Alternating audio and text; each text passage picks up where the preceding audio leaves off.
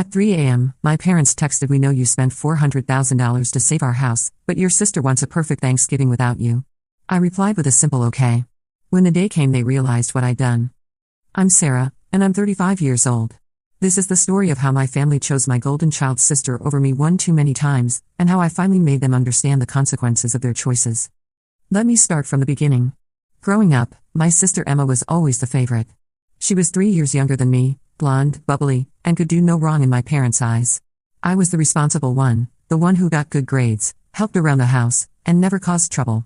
But somehow, that made me invisible. Emma got into trouble at school? Oh, she's just spirited. Emma crashed Dad's car at 17? Accidents happen, sweetheart.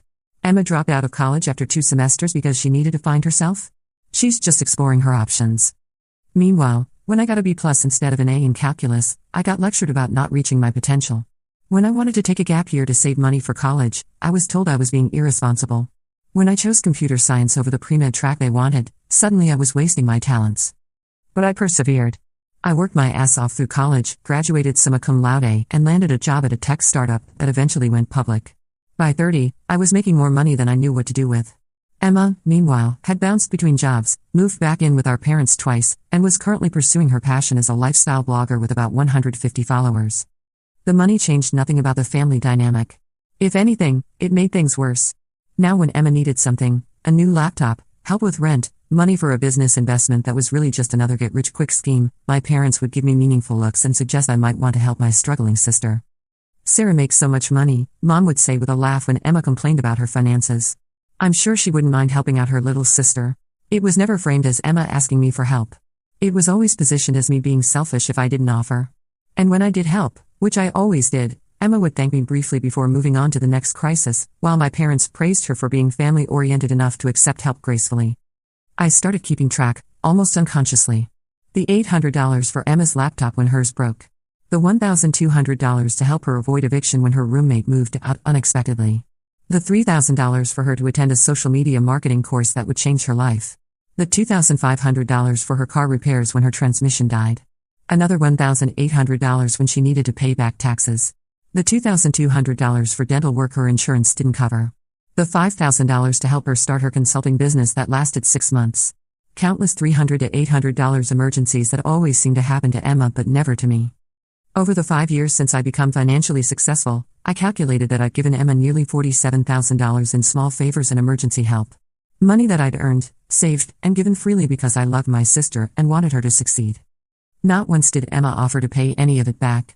Not once did my parents suggest that Emma should try to repay her sister's generosity.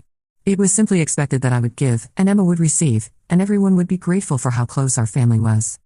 The dynamic never changed, though. No matter how successful I became, Emma was still the princess, and I was still the afterthought. 2 years ago, everything came to a head when my parents nearly lost their house. Dad had been diagnosed with early-onset dementia at 58, and the medical bills were crushing them. Mom had to cut back her hours to care for him, and they'd fallen behind on their mortgage payments. The bank was threatening foreclosure. Emma called me in tears. "Sarah, you have to help them. They're going to lose the house." I didn't hesitate. Despite everything, I loved my parents. I transferred $400,000 from my investment account, enough to pay off their entire mortgage and cover Dad's medical expenses for the foreseeable future. I didn't want them to feel like a burden, so I told them it was a gift, not a loan. No strings attached. I handled the gift tax implications on my end, which cost me an additional $120,000 in taxes, but I never mentioned that part to them. My parents were grateful, of course. They cried, they hugged me, they told me I was their miracle daughter. For a brief moment, I thought maybe things would change between us. They didn't. Within a month, Emma had convinced them to let her move back into her childhood bedroom temporarily while she figured out her next steps. She'd been living there rent-free ever since, treating the house I'd saved like her personal hotel. But I did more than just pay off their mortgage. Quietly, without telling anyone, I also set up an automatic payment system for Dad's ongoing medical expenses. I worked with their insurance company and medical providers to ensure that any costs not covered by insurance would be automatically charged to an account I controlled. Dad's medications, his twice-weekly physical therapy, his monthly neurologist appointments, his special dietary supplements, the home health aide who came 3 times a week, I covered all of it. The system was designed to be invisible. My parents would never see a bill for Dad's uncovered medical expenses because I made sure they were all paid automatically. They thought their insurance was just really good, or that Dad's condition wasn't as expensive as they'd feared. In reality, I was covering about $2,800 per month in expenses that would have crushed them financially. The resentment started building again, but I tried to push it down. Family is family, right? I visited for holidays, sent thoughtful gifts, and tried to maintain a relationship despite feeling increasingly like an outsider. Everything came to a breaking point 3 weeks before Thanksgiving this year. I'd been planning to host Thanksgiving at my apartment for the first time. I'd bought a gorgeous dining set, hired a chef to help with a meal, and sent out invitations to my parents, Emma, my aunt Linda, and my cousin Mike's family. I was so excited to show them my home and finally take on the hostess role I'd never been allowed to have. Then Emma decided she wanted to host instead. It would be so much more meaningful in the family home, she announced during our weekly family Zoom call. Plus, I've been working on this amazing autumn aesthetic for my blog. The content will be incredible. I watched my parents' faces light up with enthusiasm. What a wonderful idea, sweetheart, Mom exclaimed. Sarah, you don't mind switching plans, do you? Emma's put so much thought into this. I minded a lot. But I swallowed my disappointment and agreed to bring side dishes instead. Over the next 2 weeks, Emma transformed our family's Thanksgiving into her personal photo shoot. She sent daily updates in our family group chat about her vision. Everything had to be perfectly color coordinated, from the napkins to the flowers to what everyone wore. She created a Pinterest board and demanded we all follow it religiously. I tried to be supportive. I really did. I even offered to pay for the more expensive decorations she wanted but couldn't afford. But nothing I did was good enough. My planned green bean casserole didn't fit her aesthetic. My offer to bring wine was declined because she'd already selected bottles that photographed well. When I suggested we use Grandma's china, she wrinkled her nose and said it was too dated for her vision. I started to realize that this wasn't about Thanksgiving at all. This was about Emma finally having something to put on her struggling blog, something that would make her look successful and domestic. And my presence, as the actual successful daughter, threatened that narrative. The signs were there in the weeks leading up to the final blow, but I was too hopeful to see them clearly. Emma had started making increasingly specific demands about Thanksgiving. She created a detailed schedule that had her doing live Instagram stories throughout the day, complete with staged candid moments of family bonding. She assigned everyone roles in her social media production, treating our family gathering like a film set. Sarah, when you arrive, can you park around the block? She asked during one of our planning calls. I want to get a shot of the house exterior without any cars that don't match the aesthetic. I should have seen the red flags then. She was literally asking me to hide my presence for her photos. Then there was the dress code incident. Emma sent a group text with links to specific clothing items she wanted everyone to wear. The suggested outfit for me was a $300 sweater in a color that, frankly, looked terrible on me. Emma, this color washes me out completely, I texted back. Can I wear something similar in a different color? Her response was immediate and sharp. Sarah, I spent weeks planning the color scheme. Everyone else is being flexible. Can't you just go with it for once? Everyone else was being flexible. As if I was the problem for not wanting to look terrible in family photos that would live on the internet forever. But I ordered a sweater anyway. I wanted so badly to be part of the family narrative, even if it meant looking like a ghost in autumn colors. The breaking point started building 3 days before Thanksgiving when Emma called me in tears. Sarah, I'm so stressed. The flowers I ordered are the wrong shade, and the rental company delivered the wrong tablecloth, and Mom keeps suggesting changes to my menu. I've been working on this for weeks, and everyone's trying to ruin it. I spent 2 hours on the phone with her, helping her brainstorm solutions. I offered to drive to 3 different florists to find the right flowers. I said I'd pay for rush delivery of a new tablecloth. I even offered to hire a professional photographer so she wouldn't have to worry about getting the perfect shots herself. You're the best sister ever, she said when we hung up. I don't know what I'd do without you. 24 hours later, she was disinviting me. The final straw came 2 days before Thanksgiving.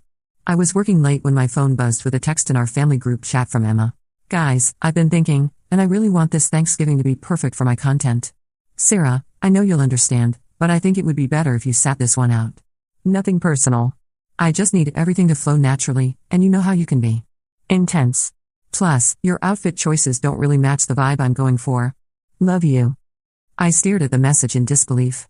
She was disinviting me from Thanksgiving. In front of our parents. And she was making it sound like it was my fault for being intense. The outfit choices comment was particularly cruel since she'd literally dictated what I was supposed to wear. I'd spent $300 on a sweater I hated, and now she was using my supposed fashion sense as an excuse to exclude me. I waited for my parents to say something. Anything. To tell Emma that excluding family wasn't acceptable, that I was welcome in the home I'd literally saved. The group chat was silent for hours. I kept checking my phone, waiting for Mom or Dad to push back. Waiting for them to remember that I was their daughter too. Waiting for them to acknowledge that this was wrong. Nothing. I started typing several responses and deleting them. What was there to say? Please let me come to Thanksgiving in the house I paid for? Remember when I saved you from foreclosure? I'm your daughter too? All of those responses made me sound desperate and pathetic. And the silence from my parents told me everything I needed to know about where I stood in this family. Finally, at 3 a.m., I got a private text from Mom. Sarah, honey, we know you spent $400,000 to save our house, but your sister wants a perfect Thanksgiving without you. You understand, right? Emma's been so excited about this. Maybe we can do something just the three of us another time? Love you. I read that message 5 times, each time feeling more hurt and angry than the last. They knew. They acknowledged that I'd saved their house, kept their family together, and sacrificed my own money for their security. And they were still choosing Emma over me. For her blog content. I sat in my apartment at 3 a.m., shaking with rage and hurt, and typed back a simple response, okay. But I wasn't okay. I was done. I called in sick to work the next day and spent it making phone calls. Lots of phone calls. First, I called my lawyer, Janet, who'd handled the paperwork when I paid off my parents' mortgage. Janet, I need to explore my options regarding the money I gave my parents for their house. Sarah, you structured that as a gift, remember? We specifically set it up to avoid any appearance of a loan to protect them from tax implications. I know, but I'm wondering about the documentation. Was there anything in writing about the circumstances? Janet was quiet for a moment. Well, we do have the emails where you specified that the money was to keep the family home safe and ensure your parents could stay together during your father's illness. And there's documentation that it was specifically to prevent foreclosure. But Sarah, you can't just take a gift back because you're angry. I'm not looking to take it back, I said carefully. I'm wondering about the technical ownership status of the house and what would happen if the gift had conditions that weren't being met. That's complex. What aren't you telling me? I explained the situation. Janet was quiet for a long time. Sarah, this is messy territory, both legally and ethically.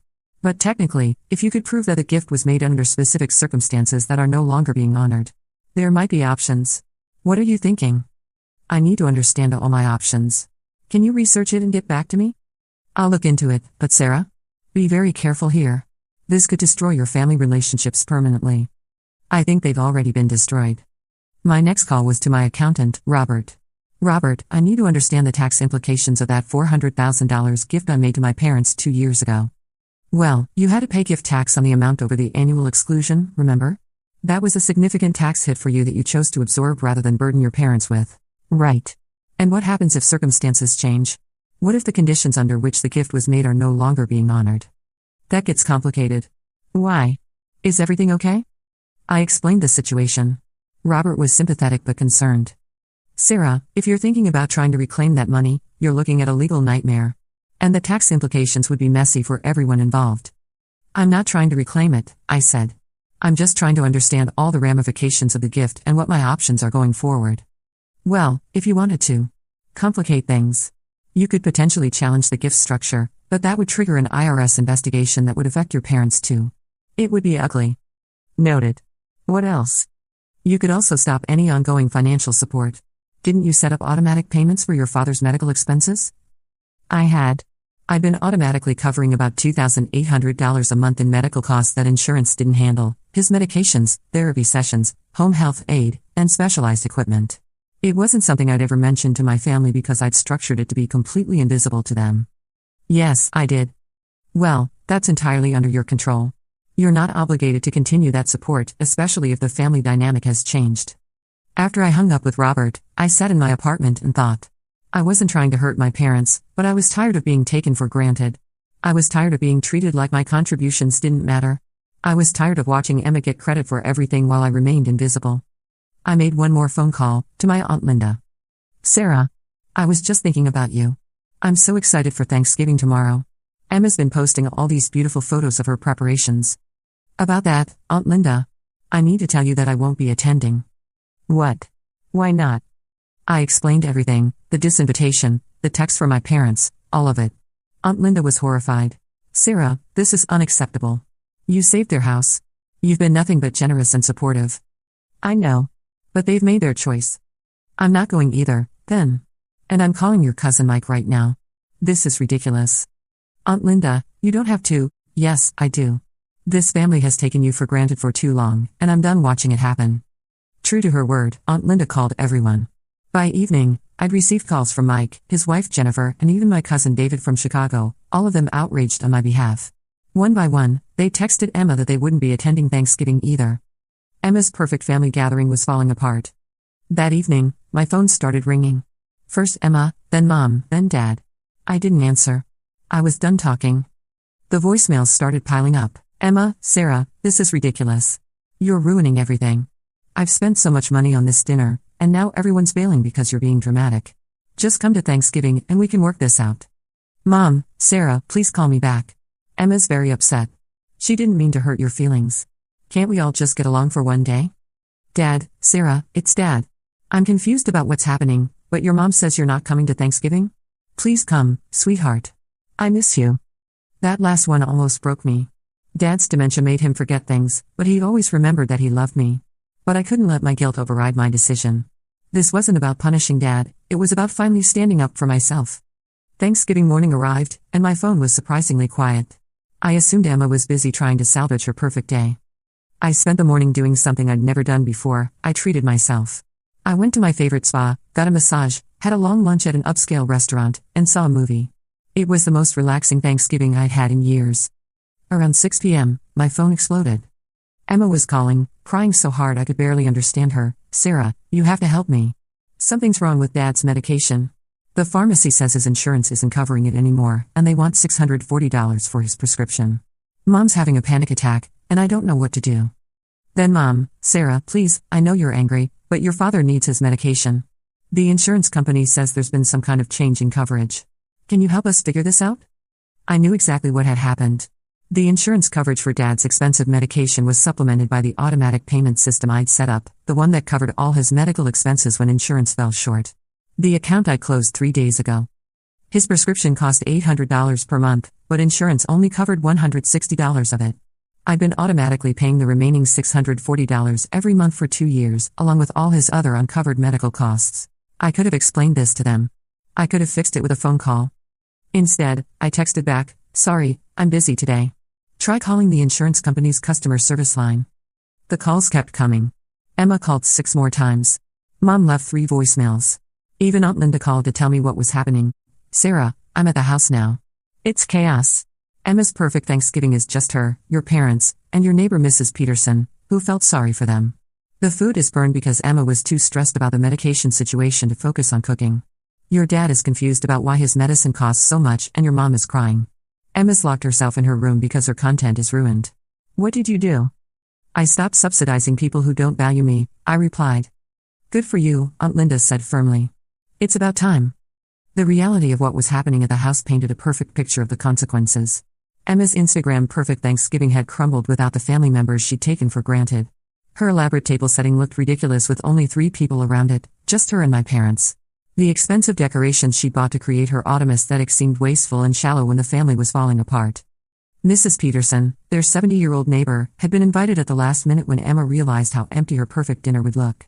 She told Aunt Linda later that she'd felt uncomfortable the entire time. Emma kept trying to pose her for photos and asking her to repeat conversations so she could film them for her authentic family content. When Dad started getting agitated about his medication costs, a side effect of his dementia was anxiety about finances, Emma had snapped at him to stay positive for the photos.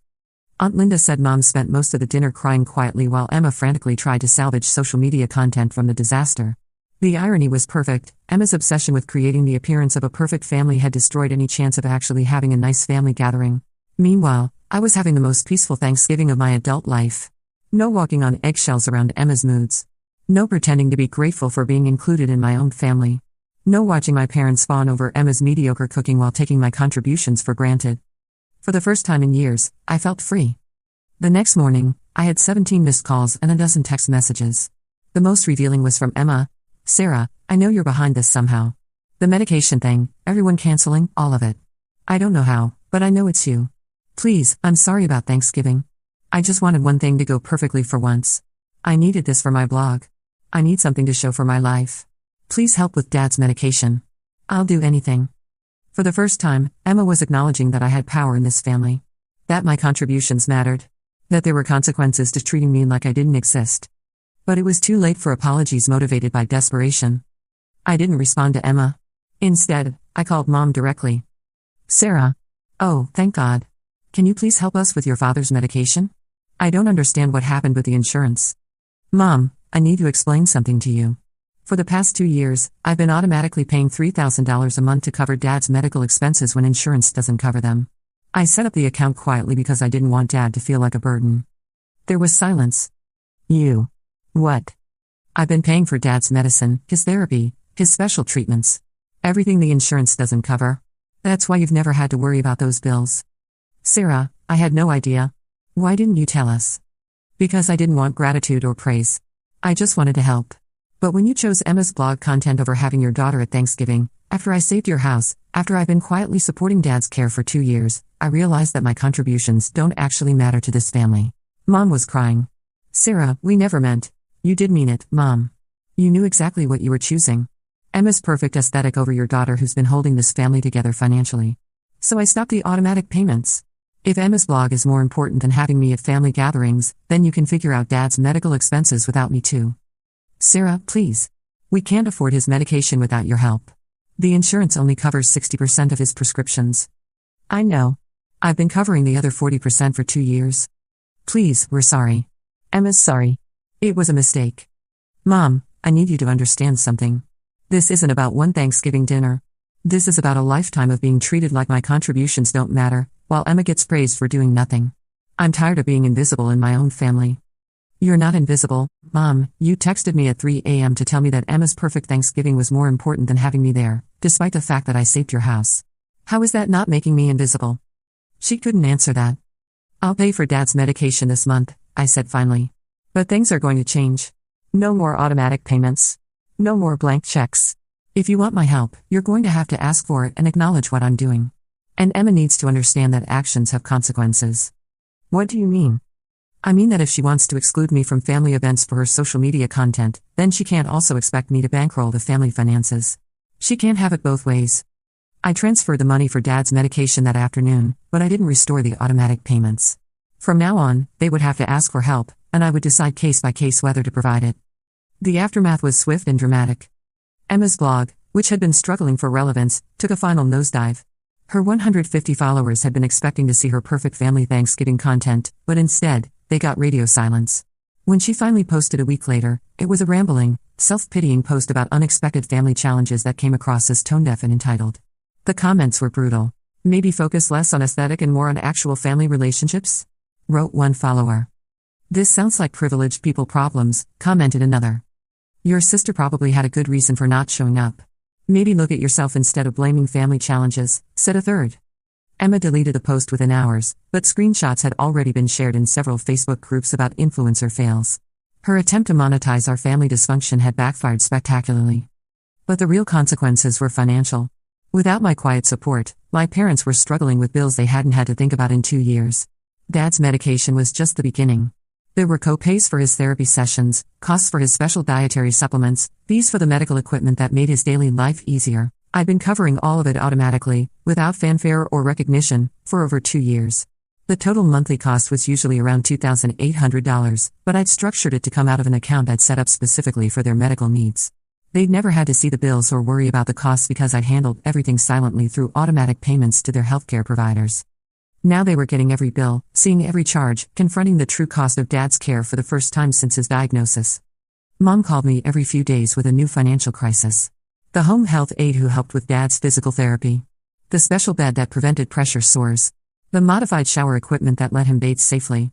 All of it had been covered by my automatic payments, and all of it was now their responsibility. Sarah, I had no idea how much you were helping, Mom said during one particularly teary phone call. The bills just keep coming, and I don't know how we managed before. You managed because I was handling it, I told her simply. I set up automatic payment arrangements with all of Dad's healthcare providers right after I paid off your mortgage. I didn't want you to worry about money on top of everything else you were dealing with. Why didn't you tell us? Because I didn't want Dad's illness to become about money. I wanted you to focus on his care and your family time together. I thought that was more important than getting credit for paying bills. The silence on the other end of the phone spoke volumes. For 2 years, they'd been living in a bubble where Dad's expensive medical needs were mysteriously manageable. They'd never had to choose between his medications and groceries, between his therapy and utilities.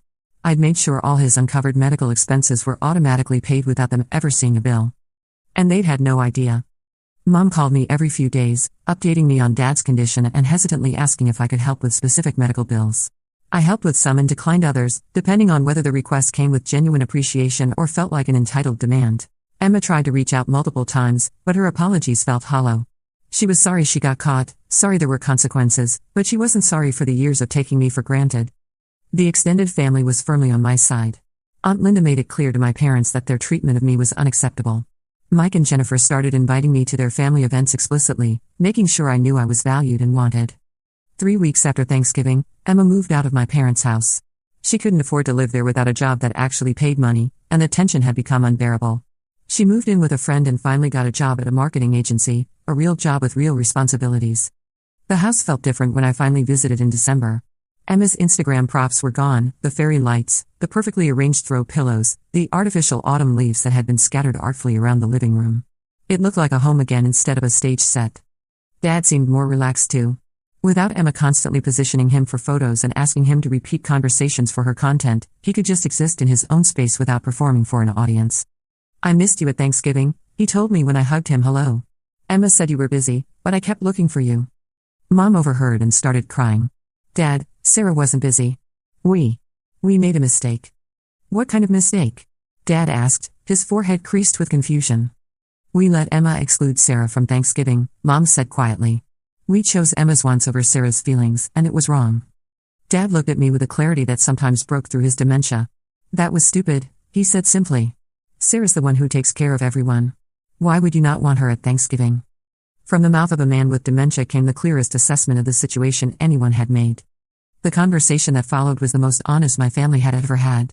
Mom finally acknowledged the years of favoritism, the way they'd taken my contributions for granted, the expectation that I would always be available to fix problems while never being truly valued for it.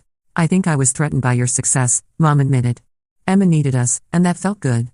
You didn't seem to need anyone, so I didn't think about what you might need from us emotionally. I needed to feel like I mattered," I told her. "Not just my money, but me.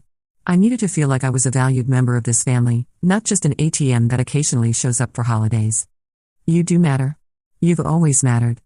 Then why was it so easy to choose Emma's blog content over having me at Thanksgiving? She couldn't answer that question, and I didn't expect her to. Some truths are too painful to speak out loud. My relationship with my parents slowly started to improve, but it was different now. They had to acknowledge my contributions instead of taking them for granted. They had to ask for help instead of assuming it would always be there. They had to treat me like an adult family member instead of an invisible ATM. It wasn't perfect, but it was honest. 6 months later, Emma called me. She'd been in therapy and wanted to make amends. We met for coffee, neutral ground. "Sarah, I owe you a real apology," she said. "Not because I need something from you, but because I finally understand what I did wrong." I listened. "I've spent my whole life being the favorite, and I never realized what that cost you. I never saw how hard you worked or how much you sacrificed for our family. I just saw you as someone who had everything figured out while I was struggling. When you became successful, I felt even more inadequate, so I leaned harder into being the good daughter, the one who was emotional and needy and required taking care of." She paused, stirring her coffee. "The Thanksgiving thing was the worst thing I'd ever done. I was so desperate to have something impressive for my blog, something that would make me look successful and put together. Having you there reminded everyone, including me, that you were the one who actually had it all figured out. I was embarrassed, and I dealt with it by trying to erase you instead of dealing with my own insecurity. Emma, I never wanted to make you feel inadequate. I know that now. You were just living your life and being successful. I was the one who made it a competition. And when I asked Mom and Dad to choose between us for one day, I never thought about what that would do to you. I thought you'd just roll over like you always did. I was tired of rolling over. I'm glad you didn't. It forced me to look at myself and grow up. I'm in therapy now, trying to figure out who I am without being the family baby. And I got a real job, one that actually pays enough for me to support myself." We talked for 2 hours. It wasn't a magical reconciliation, but it was a start. Emma never became my best friend, but she became my sister in a real way for the first time. She stopped expecting special treatment and started treating me like an equal. She got her finances together and stopped relying on our parents for support. Most importantly, she learned that being the golden child came with a cost, and that cost was never developing the skills to stand on her own. My parents and I rebuilt our relationship too, but on new terms. They learned to express genuine gratitude for my help instead of treating it as a given.